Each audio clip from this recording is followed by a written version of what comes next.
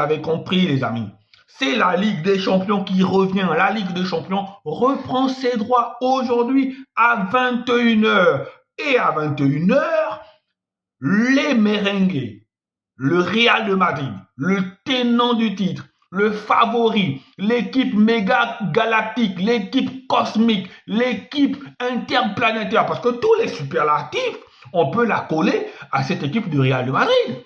Parce que c'est pas normal qu'à elle seule, une équipe totalise 15 Ligues des Champions. Donc, le propriétaire de la compétition, le propriétaire du trophée se déplace du côté de l'Angleterre sur le stade de l'Emirates Stadium pour affronter Arsenal. Est-ce que les hommes de Mikel Arteta vont vaincre le monstre? Est-ce que David va faire tomber Goliath? Je ne sais pas. Dans la Bible, tout est possible. Dans la Bible, David bat Goliath. Mais dans le monde réel, dans le monde actuel, dans le monde factuel, est-ce que David battrait Goliath? Est-ce que si on les ramenait en 2025, aujourd'hui on mettait David face à Goliath, est-ce que vous êtes sûr que David battrait Goliath? C'est l'interrogation, les amis. C'est l'interrogation que nous avons aujourd'hui. Est-ce que Arsenal est capable d'éliminer le Real de Madrid sur 2 matchs? Sur un match, peut-être. Sur un match, tout est possible. Mais sur 2 matchs, est-ce que Arsenal a les armes pour éliminer ce Real de Madrid-là? Je ne saurais répondre. Je vous pose la question. Moi, je ne fais que m'interroger. Est-ce que le Real, plutôt Arsenal, a les armes? C'est vrai que le Real est mal en point, c'est vrai que le Real ne domine pas, c'est vrai que le Real ne joue pas très bien, c'est vrai que collectivement le Real a peut-être tous les problèmes du match. Mais est-ce que de l'autre côté, Arsenal est une super équipe?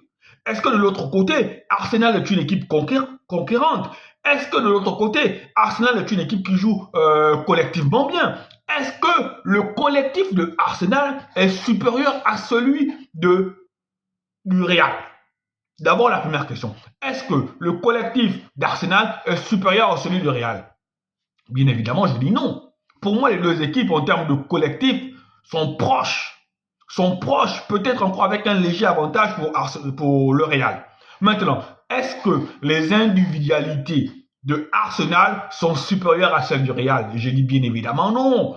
Bien évidemment non. Si on parle d'individualité, les individualités du Real Madrid sont au-dessus, sont largement au-dessus de celles de Arsenal. Quand vous avez un Kylian Mbappé, il n'y a pas son équivalent à Arsenal. Quand vous avez un Vinicius Junior, il n'y a pas son équivalent à Arsenal. Est-ce qu'il y a son équivalent, il y a l'équivalent de Jude Bellingham ou bien de Luka Modric à Arsenal? Bien évidemment non. Bien évidemment que non. Arsenal, on a des bons joueurs. Declan Rice, c'est un bon joueur. Martin Odegaard, c'est un bon joueur. Bukayo Saka, c'est un joueur qui, si on laisse encore un peu, ça peut devenir un classe mondiale. Mais même encore, pour devenir classe mondiale, ces joueurs-là auront besoin de s'exporter vers des clubs du standing du Real Madrid. Donc, est-ce que ce Real-là, ce Arsenal-là, sur 2 matchs, peut éliminer le Real Madrid? Franchement, je doute très fort. Je doute très fort, mais je ne dis pas que ce soir, le Real de Madrid va se balader à l'Emirates Stadium. Non, je ne dis pas ça. Je ne dis pas que le Real de Madrid va se balader à l'Emirates Stadium. Non, je dis que ça va être compliqué. Mais, au bout des 2 matchs, on connaît tous ce qui se passe le plus souvent. La pièce retombe toujours du côté du Real. En tant que Barcelonais, je voudrais bien que la pièce retombe du côté d'Arsenal. Ça me ferait énormément plaisir. En tant que Barcelonais, c'est mon plus grand souhait.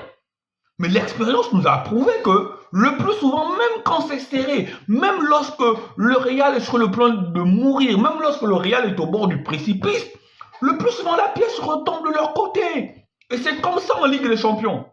Peut-être encore, si on peut la tuer, c'est sur une finale. Finale, c'est one shot, et puis voilà, se prend un mauvais soir.